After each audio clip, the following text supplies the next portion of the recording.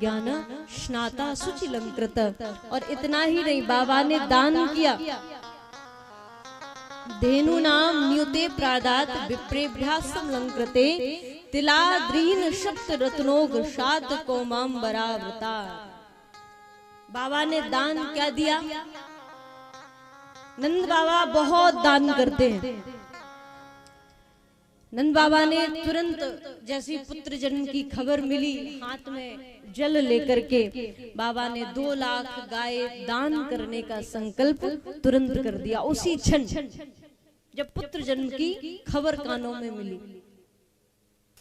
अब मुझे बताइए, आज के परिवेश में, आज के समय में कौन कौन गौदान करता है? पहले गौदान का विधान था,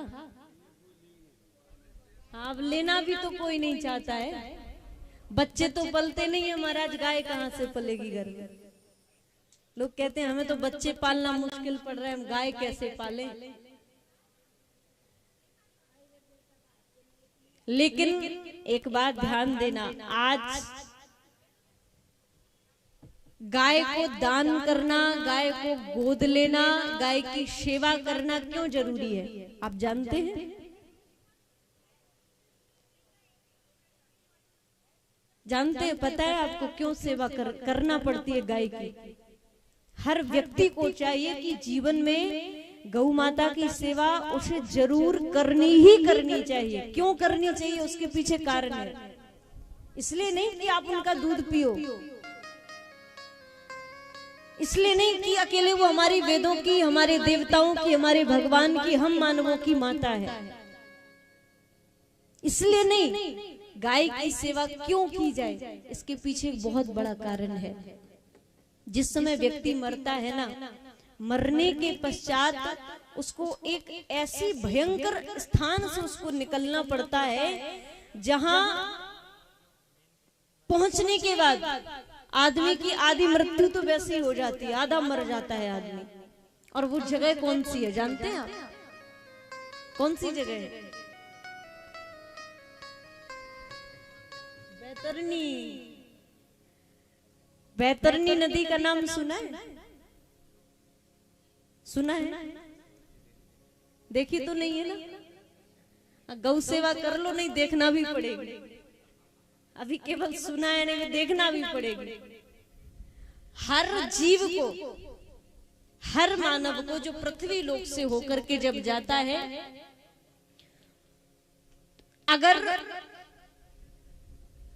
अच्छे कर्म करता है, पुण्य आत्मा बनता है, निकाला बैतरनी से ही जाता है। लेकिन अच्छा व्यक्ति सहजता से निकल जाता है, पापी व्यक्ति को उस नदी में डाल दिया जाता है और वो कई वर्षों में, हजारों वर्षों में वो तैर तैर करके उसमें से निकल पाता है, बैतरनी नदी से। और कई हजार योजन चौड़ी लंबी वो फैली हुई है, कोई छोटी मोटी नदी नहीं है कि पार किया और बस, हजारों योजन फैली हुई है। और उस नदी में भयंकर जीव जो होते हैं, मगर आदि, ग्राह आदि, सर्प आदि, बड़े भयंकर हिंसक उस जल में पशु जीव रहते हैं। और उनके बीच में ही यमदूतों के द्वारा हमें डाल दिया जाता है। और जो जितना पापी व्यक्ति होगा, उसके पाप के अनुसार वो बैतरनी नदी अपना रूप बदल लेती है। और वो कोई पानी की नहीं होती, तो और मांस से बनी हुई नदी होती है। और उस मांस और रक्त से सनी हुई नदी में हमें डाल दिया जाता है। उसमें विष्ठा, मूत्र आदि सब गंदगी उसमें भरी होती है। और उस नदी में ही व्यक्ति डुबकी लगाता है, तैरता है। फिर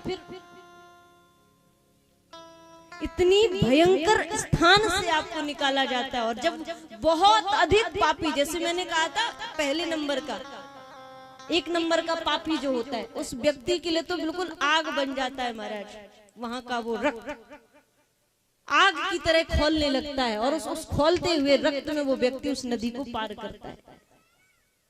लेकिन वहीं एक पुण्यात्मा जो अच्छे काम करके जाता है पृथ्वी पर, जीवों पर दया करता है, दान आदि करता है, अच्छे धर्म कार्य करता है, कभी किसी से हिंसा नहीं करता, कभी किसी की निंदा नहीं करता, कभी लड़ाई झगड़े नहीं करता, ऐसा व्यक्ति जो होता है जिसने अपने जीवन में गौ सेवा करी है और एक गौ का दान जरूर किया है, ऐसे व्यक्ति को उस बैतरणी नदी में डाला नहीं जाता, बल्कि जिस गाय की वो सेवा करता है, जिस गाय का वो संरक्षण करता है, जिस गौ का वो दान करता है, वही गौ माता बैतरणी में पहुंच करके अपनी पूंछ पकड़ा करके और आपको उस बैतरणी नदी से पार कर देती है।